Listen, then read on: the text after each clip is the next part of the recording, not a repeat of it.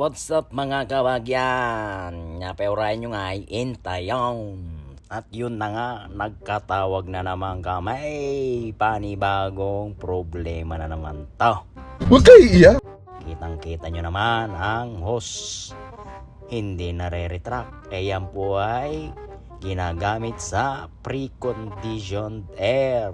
At ari po ay ginagamit sa aeroplano para palamigin habang ito ay nakaparking sa ground. At dini ay napansin naming nag-trip ang isang breaker ng motor. At susubukan naming i-reset kung makuha. Di aking i-reset yan. At yung i-reset na nga. Pindutin mo na pagka sa tagal mo naman. Hintay ka ba? Di na-reset na nga. Di ating susubukan ulit pandareng. Kung magti-trip ulit, ay kung nag-trip yan, ay siguradong may problema. Di anong gagawin natin? Di ating alamin. Ayan ang trabaho ng maintenance, alamin ang problema. Pwede na! Tingnan natin kung magti-trip. Di sinusubukan na aray.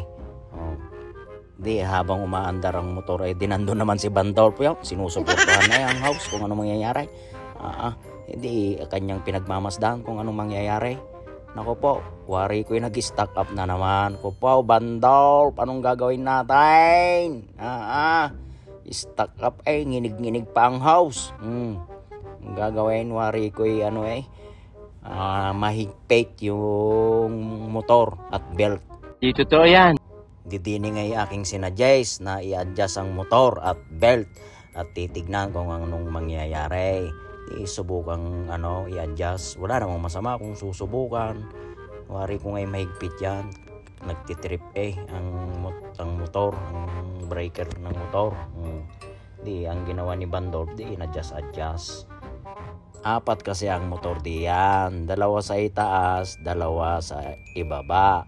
At merong belt na umiikot para yung spiral hose ay maglabas-pasok. Design ng forward reverse ang control niya. So, dapat yung 4 na motor yan, synchronize. Sabay-sabay andar. Bola lang yan. Hindi yung may mamamatay na isa at siguradong mag-i-stack up yung hose na yan. So, dapat synchronize yan. At tama-tama lang ang higpit sa motor at yung kanyang belt. Di pagkatapos may adjust, di ating titistingin ulit kung magtitrip pa ulit yung breaker o hindi na.